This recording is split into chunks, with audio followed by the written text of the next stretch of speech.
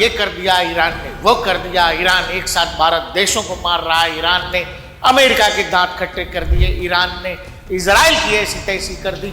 इस तमाम कहानी के बीच तुम्हारे देश में फंसे एक पायलट को नहीं पकड़ सके। एक फाइटर पायलट जो तुम्हारे यहां गिर गया, तुम्हारे यहां रह गया, तुम्हारे यहां छिप गया। 10 लाख की IRGC की फौज क्या कर रही थी? अपने ही घर में तुम अपने इलाके तक नहीं जा सके जब तक अमेरिकी सील 6 की टीम वहां से निकल नहीं गई। और IRGC के लोग तेहरान मुंह ताकता रह गया। अमेरिका अपने पायलट को लेकर सुरक्षित निकल गया। An American F-15 fighter jet went down deep inside enemy territory where we're doing unbelievably well, well at a level that nobody's ever seen before. यानी एक तरह का 7 घंटों के लिए अमेरिकी फोर्सेस ने ईरान के अंदर उस पूरे इलाके पर एक तरह का कब्जा कर लिया। दर्शकों, जब युद्ध होता है तो एक साथ दुनिया में कई सारी चीजें होती। इसी में एक चीज जुड़ा हुआ है कि अचानक से, चूंकि इंटरनेट का जमाना है, यूट्यूब का जमाना है, एक साथ बहुत सारे डिफेंस एक्सपर्ट भी पैदा हो गए। पिछले 1 महीने चूंकि ये युद्ध चल रहा है तो बहुत सारे लोग ये बताने लगे, ये ईरान, वो ईरान, वाह तेहरान, क्या तेहरान, वल्लाह हबीबी, तेहरान क्या खेल रहा है, तेहरान क्या मार रहा है। ये सब कहानी हमारे यहां बैठे कलाकार बता रहे थे। दोस्तों, उन कलाकारों से ये पूछो कि ये जो तुम्हारे तेहरान वाले अब्बू हैं, ये जो तेहरान वाले चचा हैं आपके, इतने तुर्रम हैं, इतने बवाल हैं, इतने खलीफा हैं, एकदम कलेजे में घुस के, ऐसा होता ना कि आपने कहते ना कि हलक में हाथ दे देना टाइप का मामला। अमेरिका अपना एक पायलट, समझना,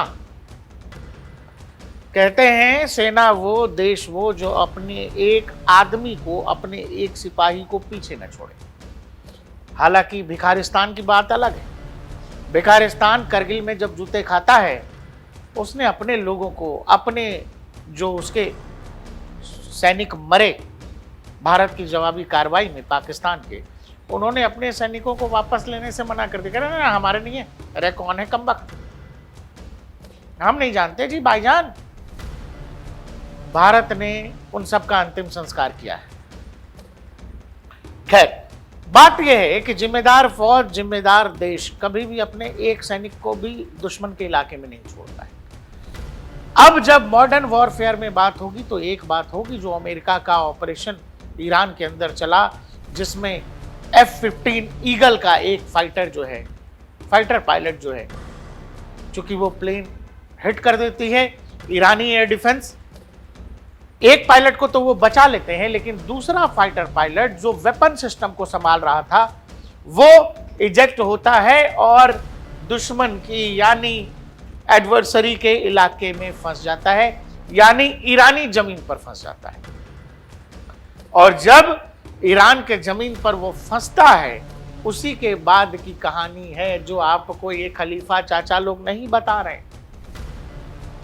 ईरान ने ये कर दिया, ईरान ने वो कर दिया, ईरान एक साथ 12 देशों को मार रहा है, ईरान ने अमेरिका के दांत खट्टे कर दिए, ईरान ने इजराइल की ऐसी तैसी कर दी। इस तमाम कहानी के बीच हमको ये बताओ, तुम्हारे देश में फंसे एक पायलट को नहीं पकड़ सके।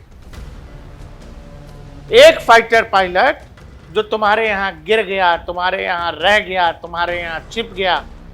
10 लाख की IRGC की फौज क्या कर रही थी? 10 लाख फौज तुमने लगाया ढूंढने के लिए, वो नहीं ढूंढ सके। तो तुमको ये समझना पड़ेगा कि तेहरान की IRGC है किस लायक। अपने ही घर में हार गए, अपने ही घर में तुम अपने इलाके तक नहीं जा सके जब तक अमेरिकी सील 6 की टीम वहां से निकल नहीं गई। अमेरिका ने ऐसी आफत वाली फौज ईरान के अंदर भेजी जिसने ईरानियों को उनके ही इलाके में आने से रोक दिया।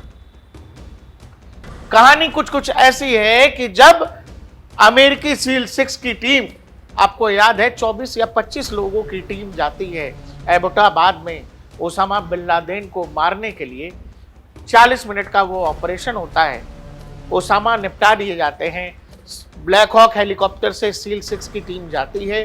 सील 6 की टीम, जिसके बारे में ये कहा जाता है हवा में, जमीन पर, इससे घातक टीम दुनिया में है नहीं। अमेरिका की एलिट फोर्स, अमेरिकी नेवी की एलिट फोर्स सील 6, जैसे हमारे यहां मार्कोस हैं।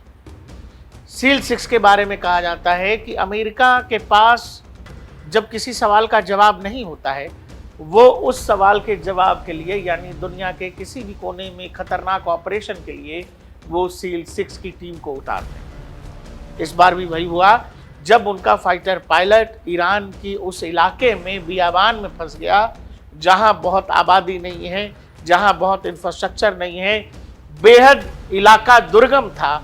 वो पूरा का पूरा इलाका बेहद दुर्गम था, मतलब कि बहुत इंफ्रास्ट्रक्चर नहीं था।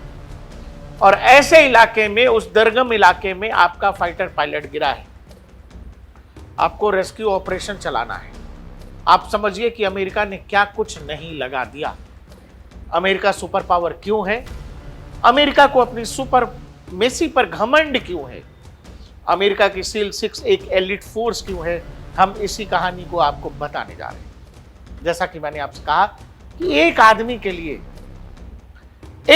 के लिए अमेरिका ने दर्जनों फाइटर पायलट जो हैं, दर्जनों फाइटर जेट्स, माफ करिए, दर्जनों फाइटर हेलीकॉप्टर और 2 से 3 ट्रांसपोर्ट एयरक्राफ्ट जो है ईरान की जमीन पर उतार दिया।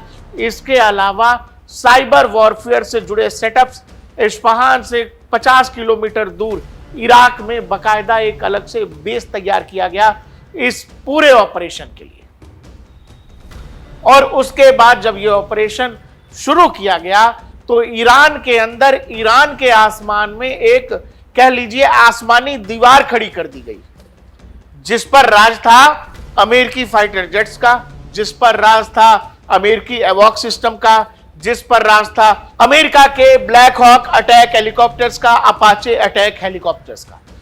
और इन सब के बीच वो ढूंढ रहे थे अपना एक फाइटर पायलट, जो करीब 48 घंटों से जंग लड़ रहा था। जंग ईरान के अंदर कबीले भी ढूंढ रहे थे, क्योंकि ईरान की नेशनल टेलीविजन पर ईरानी सरकार ने, IRGC ने यह अनाउंस करा दिया कि जो भी उस फाइटर पायलट को ढूंढकर IRGC को सौंपेगा, उसको करोड़ों रुपए का इनाम दिया जाएगा। रुपए माफ करिए, डॉलर्स में घोषणा की गई थी। चक्कर यह हुआ कि जिस इलाके में अमेरिकी पायलट गिरा था, वो इलाका कबीलों का इलाका था, जहां सरकार का कोई मतलब नहीं, और वहां कबीले भी उस फाइटर पायलट को ढूंढने लगे। इसके अलावा IRGC के लोग उस इलाके तक पहुंचने की कोशिश करने लगे जहां पर इस फाइटर पायलट के होने की संभावना थी। लेकिन आप ये समझेंगे कि आखिर अमेरिका ने क्या क्या किया, तो आप बेहद हैरान रह जाएंगे। तो वो सैटेलाइट इमेजरी से नजर आता है कि ये इस्फहान जो राज्य है, वहाँ पर ढेर सारे सड़कों के ऊपर क्रेटर्स हैं, गड्ढे बन गए हैं, और ये काफी बड़े हैं, ये छोटे मोटे नहीं हैं, ये कई मीटर चौड़े हैं। इसका मतलब ये है कि इन्होंने पूरी तरह से ये प्लान कर लिया था कि अगर ईरानी फौज, इस जो कर्नल साहब जो छुप छुप के भाग रहे थे, अगर उसकी तरफ बढ़े तो उनको टाइम लगेगा, क्योंकि वो व्हीकल्स से सड़क में पार नहीं हो। ये अभी लेटेस्ट है, आज ही की बात है, सैटेलाइट इमेज। इसका मतलब ये बड़ा अच्छा ऑपरेशन किया है। जी हाँ, अमेरिकी फोर्सेस ने, अमेरिका की स्पेशल फोर्सेस ने ये तय किया कि जब तक वो अपने फाइटर पायलट को रेस्क्यू नहीं कर लेते, तब तक उस पूरे इलाके में IRGC और कबीले पहुंच ही नहीं सकते थे। यानी उनको पूरी तरह से इंगेज रखा गया, और अंदर रेस्क्यू टीम लगातार अपने फाइटर पायलट को ढूंढ रही थी। अब आप ये समझिए कि एक फाइटर पायलट जो इजेक्ट होता है अपनी फाइटर जेट से, वो आखिर अपने लोगों तक कैसे संपर्क बना सका होगा।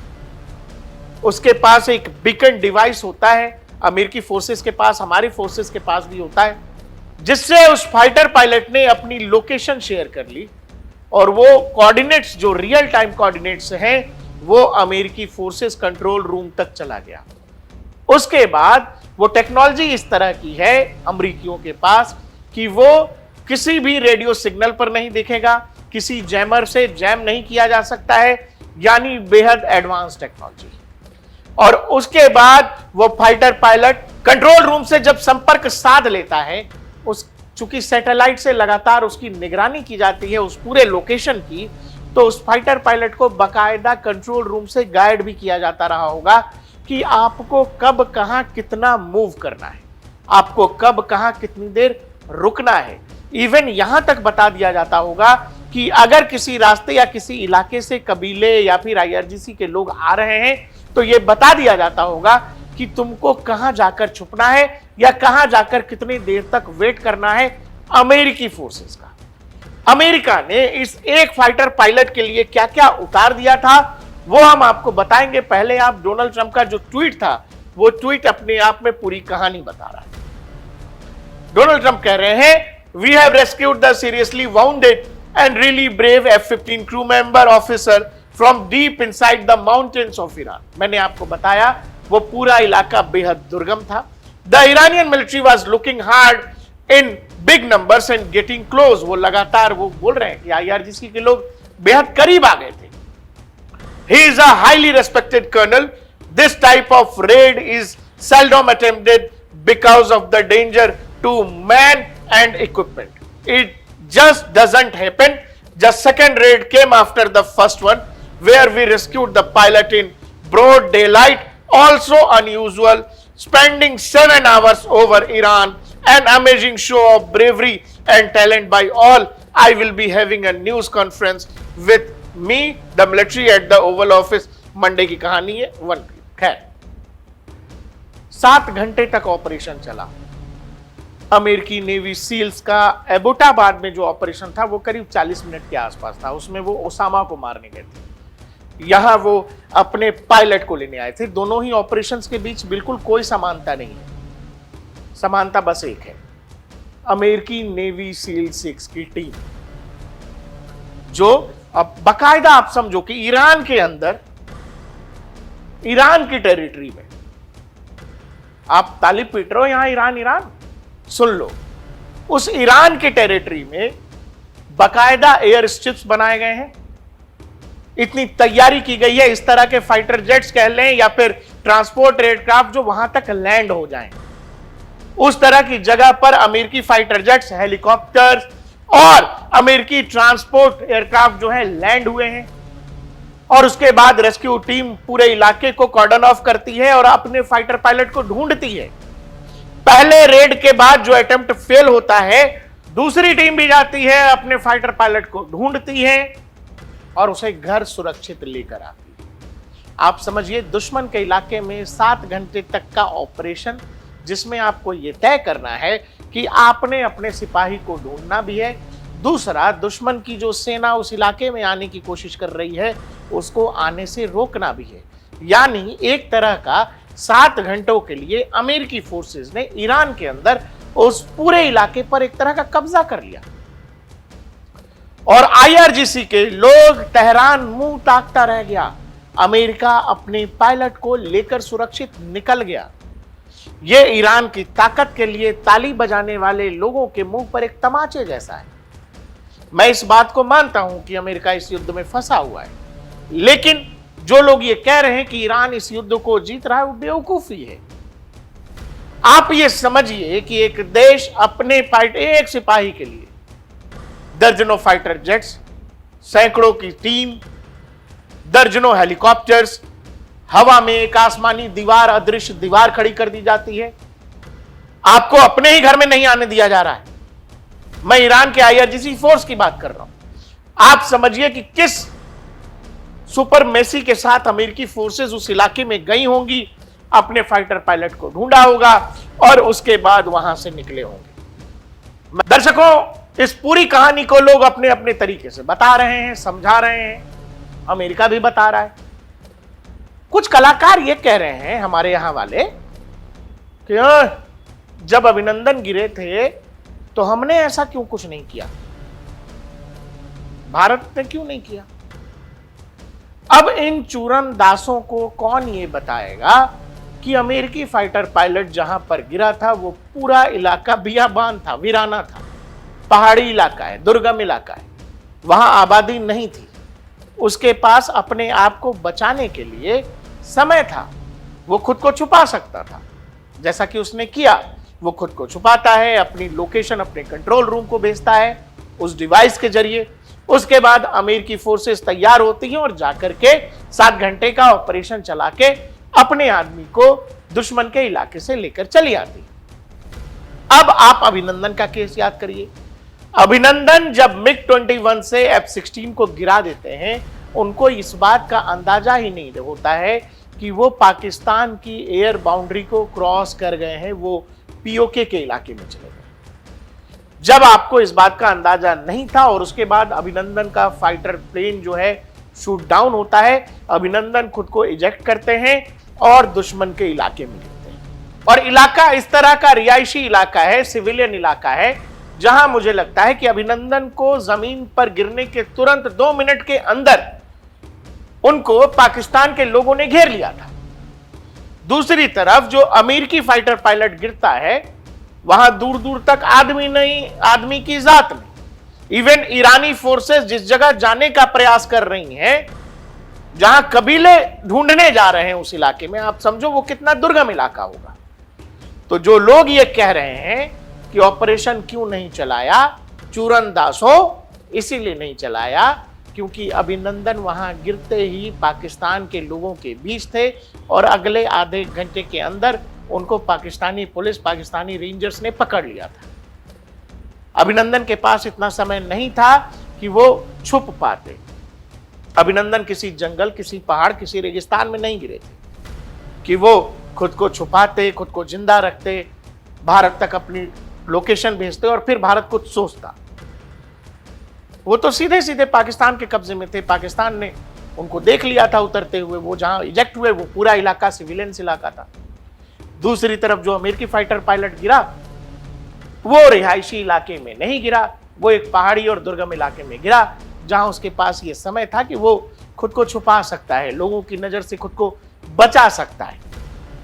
उसके पास ये चांस था कि वो अपनी लोकेशन, अपनी जीपीएस, अपनी कोऑर्डिनेट्स शेयर कर सकता है कंट्रोल रूम से। दर्शकों, आपको हमारा ये वीडियो कैसा लगा? साथ में जो लोग, अच्छा एक और चीज, लोग लगातार सवाल पूछ रहे थे, अमेरिका के इतने जहाज गिर रहे हैं, अमेरिका के ये जहाज गिर रहे हैं, अमेरिका के वो जहाज गिर रहे हैं। एबोटाबाद में जब ओसामा बिन लादेन को निपटा दिया गया और सील 6 की टीम वहां से सब कुछ रिकवर करके, सामान लेकर के, जो भी सीडीज, पेन ड्राइव या हार्ड डिस्क थी, वो सब लेने के बाद जब वहां से निकल रही थी, उनका एक हेलीकॉप्टर जो है चल नहीं रहा, उसमें कुछ टेक्निकल समस्या आ गई। उन्होंने उस हेलीकॉप्टर को पूरी तरह से डिस्ट्रॉय किया, दूसरा एक और रेस्क्यू हेलीकॉप्टर मंगवाया। ईरान के अंदर भी जब ये ऑपरेशन था और इनका जो एक ट्रांसपोर्ट एयरक्राफ्ट जब नहीं चल रहा था, उसमें कुछ टेक्निकल इशू आ गया, इन्होंने एक साथ 2 उस तरह के ट्रांसपोर्ट एयरक्राफ्ट को डिस्ट्रॉय कर दिया, जिसको ईरान कह रहा है कि हमने मार गिराया। तुम तो तुम्हारे इलाके तक पहुंच नहीं सके, तुम क्या जहाज मारोगे अमेरिका के? यार, जो लोग इस बात से खुश हो जाते हैं कि अमेरिका का F-35 गिरा, अमेरिका का F-15 गिरा, देखिए अमेरिकी ड्रोन गिरे, देखिए अमेरिकी हेलीकॉप्टर गिरे, मैं इस बात का जिक्र इसीलिए कर रहा हूं कि आप समझो अमेरिका डिफेंस के मामले में कितना अमीर है, कितने रिच हैं ये, कि जब उनका एक जहाज नहीं उड़ पा रहा और उनको लग रहा है कि इसमें टेक्निकल ग्लिच हो गया है, इसकी टेक्नोलॉजी, इसका सॉफ्टवेयर, इसका एल्गोरिदम कहीं दुश्मन के हाथ में न चला जाए, वो पूरे जहाज को डिस्ट्रॉय कर देते हैं। अमेरिकी सील 6 की टीम रेस्क्यू प्लेस से निकलने के बाद से पहले 2 जो प्लेन्स होते हैं, जो ट्रांसपोर्ट एयरक्राफ्ट है, उनको डिस्ट्रॉय करती है। उसके बाद से वापस दूसरे एयरक्राफ्ट को बुलाया जाता है और फिर वहां से टीम वापस जाती है। जो फाइटर पायलट को रेस्क्यू किया गया था, उसको कतर भेज दिया जाता है, कतर के अमेरिकी बेस भेज दिया जाता है। इसलिए जो लोग अभिनंदन की कहानी और इस फाइटर पायलट की कहानी को मिलाना चाह रहे हैं, सच यह है कि उनका बेसिक ही क्लियर नहीं है, बेसिक ही क्लियर नहीं है दोस्त, तो कहां से तुमको डिफेंस समझ में आएगा? बाकी देखते रहिए DNP इंडिया, हर खबर भरोसे के साथ।